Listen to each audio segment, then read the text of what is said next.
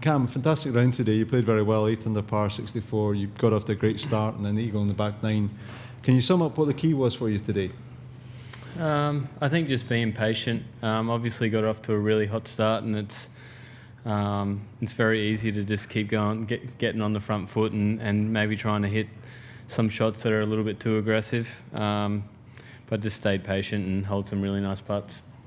And you obviously enjoyed it out there. Links golf in these kind of conditions is a pleasure. And I guess the rain this morning, maybe it just kind of slowed down the fieriness a little bit in the course. Oh, maybe a little bit. But not much. Yeah. Not much. We actually probably played maybe 16 holes into the wind today. We got out to the back and the wind switched around, and so we were able to kind of land those shots into the green, maybe a little bit softer than the guys this morning. But the tee shots were a little bit harder. Okay. Well, we'll take some questions from the floor. We'll start with you at the front. We've got the microphone to you. Cam, it seems like you found something that inspired you at the Scottish Open on the weekend. Is that the case? And if so, what was it? Yeah, I think I just played some really good golf last week. Just a little bit, I guess, more pop in the step. My last few tournaments before that one weren't the greatest. I wasn't really happy with how I was playing, and it was just nice to put a good solid weekend together ahead of this one. Okay, next question behind you there. Mate, were you thinking or aware at all? I know you said you were being patient, making sure you did the right things, but were you thinking 63, 62 at any point? No, not really, to be honest. I knew it was going to be, that back nine I knew was going to be really hard. In and off the left the whole way in there isn't really the wind that right-handers want. So, like I said, just had to be really patient. Hit two really good shots in the 14 and was able to get away with a 3 there, which was nice. But other than that, just really played smart golf and, lots of good, lag putting again, lots of good 2-putts. How excited are you for the challenge this weekend? Yeah, it should be good. I think, being off late again tomorrow afternoon, it's obviously going to probably be a little bit firmer, more like the first day, I would say. So I would say it's going to be pretty brutal out there. I think there's going to be a few more gnarly pins, and I think being smart out there is definitely going to be the key to staying at the top of the leaderboard. Okay, next question on the right there, please. Hi Cam. Last week you said when you stepped onto the first tee at the old course you'd feel like a kid again. How have you controlled that so far? And now you're in the position you're in, how are you going to do that over the weekend? I guess on the practice days it's easier to have a laugh and stuff like that, but out there the last couple of days has been such a grind. It's almost snapped me back into thinking about the shot right and really having to be precise with targets and shapes. I think Tuesday, Wednesday was more the kid coming out and me using the big humps and hollows and stuff like that, but it's definitely been a little bit different the last couple of days. Okay, in the middle, please. Cameron, the play is incredibly slow. Did that actually help you in getting that patience that you had to wait, 10, 15 minutes between each tee? Or what's your thoughts about the pace of the round? Yeah, I don't think we can really do anything about it, to be honest, the way that the course is set up. But I'm a really impatient person. Everyone that knows me hates me for it. But so I had to try my best out there to be really patient with the pace of play and with the golf course as well. Yeah, Martin, back left, please. Cam, well played today. Just following up Evan's question there about what you found at the Scottish Open. I mean, Colin Morikawa was in a similar position last year. Was it just the shots you started to hit in the wind? Has that helped you this week? Yeah, I think so. I think just being really creative in the wind.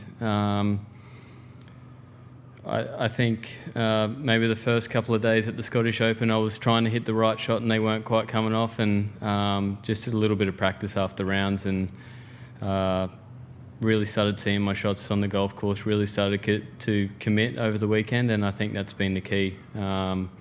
Just being really precise with targets and. What have you enjoyed most about the challenge here over the first 2 days? I think sometimes a really good shot around here is 60, 70 feet. I think that's a challenge because we're used to hitting it straight at the pin, basically. That's most of golf now. Having to hit shots away from the pin sometimes hurts the ego a little bit, but it's just what you have to do around here. Okay, I'll take the next question on the left there, please. Number 1, yeah. Cam, is there anything you learned about yourself when contending at the Masters this year and then winning the Players in tough conditions that can really carry over to this weekend? Yeah, I think I've always been a pretty good player in tough conditions. I think most Aussies are for some reason. I think we're all brought up to be smart golfers, hit away from the pin sometimes, and that really serves us well, I think, in big tournaments and when the conditions get tough. Okay, next question on the right here, please. Number 4. Cam, you mentioned sort of the Aussies. Adam Scott obviously had a great round today to kick it off, and there's quite a few up there. Is there anything you can put it down to why? I think there's going to be 4 in the top 12 collectively. Anything why everyone seems to have fired today? Yeah, I think just what I said. I think you have to play smart golf. You have to play away from the pin around here. I think a lot of sandbelt golf is like that, using slopes to your advantage. Sometimes having a big curling putt is your best option, and I think the Aussies will do good this weekend too as it gets firmer and faster. Yeah, Felix in the back right there, please. Oh, congratulations, Cameron, for your round. You see yourself leading the 150 Open Championship. Tell us about the emotions and how do you prepare for tomorrow's round? Yeah, I think probably try and stay up as much as I can tonight. I think I'm going to be a little bit tired. Just try and have a really big sleep in. I'm not going to try and do anything for the morning. Sleep in, get on the bike, get the legs moving, and get prepared as I normally would every other day. Thank you. Good luck. Thanks. Okay, on the far right, number 4, please. First. Cameron Rory's got it to 10 under. There's a fair prospect you could be playing with him tomorrow. How exciting would that be? Yeah, that'd be good. I think it's just exciting to be leading the Open after a couple of days. I think that experience tomorrow is going to be really cool. There's a lot of Aussies in the crowd, it seems like. I've had a lot of support the first couple of days, and really can't wait for that the next couple. Yeah, the next behind you there, yep. Cam, you mentioned your leg putting, and I was just curious, when you take your final look at the hole, what's going through your mind and what are you visualizing? What are you looking at? Just basically looking at the hole and trying to see that ball just drip in the front there. That's always been the last thought of mine, is take a long, hard look at the hole and really feel the putt. I don't take a practice stroke. I just get up there and really feel it. Okay, we'll go in the middle, number 1 there, please. Cam, you find yourself in contention here again at a major. Just kind of, how does it feel about putting yourself in this place going into the weekend? Yeah, it's good. It's obviously a really good spot to be in. I feel like I've been in this spot a lot over the past couple of years, and things just quite haven't gone my way yet. But like I said before, I just got to be really patient over the weekend. I think the golf course is going to get a lot harder and a lot faster. So just be patient and make good putts. Okay, we'll go number 2 here, and yes. First Mate. number 2, then you. Sorry. Have you allowed yourself to, I guess, think ahead that not only would it be a major, but it's at St Andrews, it's 150. It's very historic. I mean, how do you, I guess, keep a level head knowing that that's within your grasp now? Yeah, I think I've always done a pretty good job of just treating every round the same, to be honest. I think it's going to be a really cool experience being out there. It has been the last this whole week, but I've always done a really good job of just doing the same thing, going through the same process every morning, making sure I feel the same, get on the range, hit the same shots. It's very boring, but it does the trick. Okay, then behind you, yep. Cam, at what point did you feel like you were going to make that eagle putt was going in? Once it started breaking pretty good, about 10, 15 foot out, I thought it would have a chance, yeah. And not really one that you're trying to hole. You're just really trying to get a nice, easy birdie, but nice of it to pop in the side there. Yeah, but your reaction, it made it seem like you never had a doubt. Yeah, I don't get too excited nor too angry. I like to stay in the middle there sometimes, all the time. So yeah, I don't really know. A lot of people say that it's boring to watch, but that's just how I go about my golf. Okay, in the front, please. Cam, what's been your favourite thing about being in St Andrews during such a milestone Open Championship? I don't know. I think, playing 9 holes with Leash and Scotty the other day, getting our photo taken on the bridge, that was a pretty cool moment. I think something that I'll definitely never forget. 2 of my best mates now in the home of golf, just having a good time, having a whack around. That was really cool. I don't know. I don't know if anyone got a good enough photo, to be honest. The people taking photos weren't professionals, that's for sure. Okay, go to the back here. Yep. With regards to the firmness of the turf, how similar is it to the sand belt when it gets real firm, like we saw at the President's Cup, and what shots can you hit here that are different from there? What are the similarities, differences? Yeah, I think it's very similar. Hitting off the turf, you definitely get that same interaction through the turf with the wedges. You have to be really creative. You have to have all the shots. It's just a lot like that. I don't even know what to say about it. It's if you're not quite on with your wedges, I feel like you can be punished really, really quickly. And yeah.